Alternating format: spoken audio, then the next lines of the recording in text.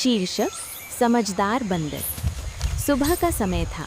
जंगल में एक नन्हा बंदर पेड़ों पर उछल कूद कर रहा था।